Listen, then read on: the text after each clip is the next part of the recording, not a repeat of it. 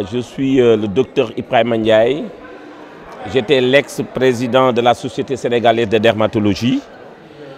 Et aujourd'hui, je suis le parrain du 3e congrès dermatologique vénérologique qui s'organise à Dakar. J'étais très ému tout simplement, puisque en Wolof on dit nit ki buñ koy sargal c'est que dafa am ay lijaas, donc dafa am lu ma war a def ba ñu war ma sargal. Donc je remercie tout d'abord le président de la Société sénégalaise de dermatologie, le professeur Fatma Teri, et toute l'équipe dermatologique qui m'ont coopté comme parrain. Ça, c'est vraiment quelque chose de très flattant. Quand on vous nomme, parmi tous les dermatologues du Sénégal, on vous nomme comme parrain, c'est vraiment quelque chose de grand. Donc je remercie d'abord le bon Dieu, mes parents qui ont fait peut-être ça de moi, et je remercie la Société sénégalaise de dermatologie. La pigmentation est un vieux problème. Nous avons fait des études et un combat depuis plus de 30 ans. Il y a des avancées dans ce domaine. On continue à faire la sensibilisation, toujours à travers les réseaux sociaux, et je pense qu'on arrivera au bout un jour. Vous savez que beaucoup de gens ne comprennent pas que la dermatologie est au carrefour de beaucoup de spécialités. Par exemple, comme tout à l'heure le représentant du ministre de la Santé vient de dire, la peau est le miroir de beaucoup de maladies. Beaucoup de maladies sortent sur la peau et c'est des maladies qui sont des maladies internes. Donc le dermatologue peut travailler avec l'interniste, avec le gastro-entérologue, avec le chirurgien, beaucoup de choses. Donc la dermatologie est au carrefour de beaucoup de spécialités médico-chirurgicales. Certains intellectuels connaissent qu'aujourd'hui la dermatologie est une spécialité pointue et que quand on a, par exemple, je peux vous donner un exemple, le vitiligo. Quand on a par exemple un vitiligo, on commence à sensibiliser aux gens qu'il faut se rapprocher du dermatologue. Et le dermatologue peut vous faire des bilans et on peut trouver d'autres maladies. Cela n'est pas toujours vrai, on peut ne rien trouver, mais beaucoup de maladies, on doit faire un bilan pour trouver une pathologie interne. À cette nouvelle génération de dermatologues, ce que je leur enseigne, c'est d'abord la générosité. Puisque le Sénégal nous appartient, nous tous. Moi, en tant que dermatologue libéral, j'ai quitté la France pour mon pays. Je me suis installé en libéral, certes, c'est pour moi, mais pour mon pays. Et j'ai été coopté comme président de la Société sénégalaise de dermatologie. Moi, je travaille jour et nuit. Aujourd'hui, si la dermatologie ne marche pas, c'est parce que les cadres n'ont pas travaillé. Donc les jeunes qui sont derrière nous, on les conseille d'avoir la générosité, la détermination, le cœur pour faire avancer la dermatologie dans ce pays. Alors, je suis le professeur Fatma Teri, présidente de la Société sénégalaise de dermatologie vénérologie. Le thème central, c'est la dermatologie vénérologie au carrefour des spécialités médico-chirurgicales. Pourquoi le choix de ce thème? C'est parce qu'effectivement, la dermatologie est une discipline transversale qui touche de nombreuses spécialités.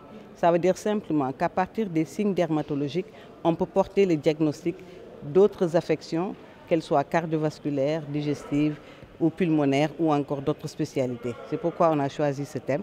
Mais la chirurgie n'est pas en reste, puisque le traitement chirurgical est requis pour de nombreuses affections dermatologiques, en particulier au cours de la cancéro, mais également de la chirurgie plastique.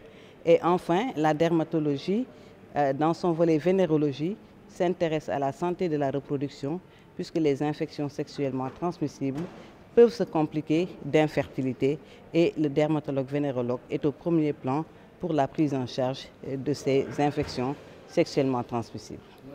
Je pense que pour tout ce qui est Afrique subsaharienne, on ne peut pas parler de dermatologie sans parler de l'impact de la dépigmentation artificielle, puisque la dépigmentation artificielle, encore appelée cosmétique volontaire, a un impact sur le plan des affections dermatologiques qui lui sont associées, qui peuvent être soit d'origine infectieuse ou non infectieuse, mais également d'autres maladies plus générales, puisqu'on sait que le diabète, l'hypertension artérielle, les pathologies endocriniennes et même des pathologies psychiatriques peuvent compliquer la dépigmentation cosmétique volontaire. C'est pourquoi à chaque fois qu'il y a un congrès de dermatologie, je pense qu'on va quand même parler de l'impact de cette pratique sur nos consultations et sur la prise en charge de nos patients. Par rapport à ce congrès, c'est d'abord insister quand même sur les sous-thèmes, notamment les maladies émergentes et réémergentes. Comme vous le savez, ces dernières années, on a connu de nombreuses pandémies, que ce soit la Covid ou l'infection à monkeypox. Et ces deux pathologies ont des manifestations sur le plan cutané. Donc le dermatologue peut être aux avant-gardes dans le diagnostic précoce de ces pandémies.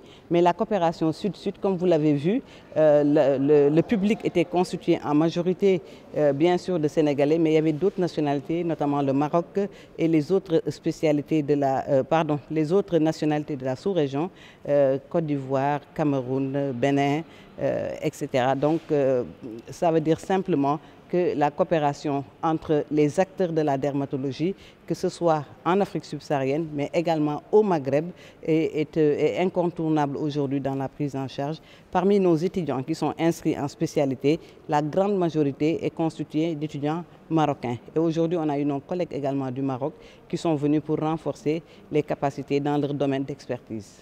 Quand vous dites des données, on a des données bien sûr en population générale, puisque au cours de ces 3 dernières années, nous avons mené des études dans différentes localités du Sénégal en population générale qui ont montré des prévalences supérieures à 53% et dans quelquefois qui atteignent même jusqu'à 71% de prévalence. Mais cette dépigmentation a un impact puisque le premier motif d'hospitalisation est constitué par des complications de la dépigmentation, mais également qu'une femme sur 2 qui vient consulter dans un pays de l'Afrique, au Sénégal en tout cas, mais peut-être en Afrique subsaharienne, a une pathologie qui est liée à sa dépigmentation, sans compter que de plus en plus des cas de cancer associés à la dépigmentation cosmétique volontaire sont répertoriés dans nos différents services. Tout ce qu'on peut faire en tant que professionnel de la santé, c'est de faire le constat et c'est d'alerter. L'État n'a qu'à prendre ses responsabilités dans la commercialisation de ces produits et dans la taxation de ces produits et dans l'instauration d'un système de cosmétovigilance. En tout cas, nous, en tant que société savante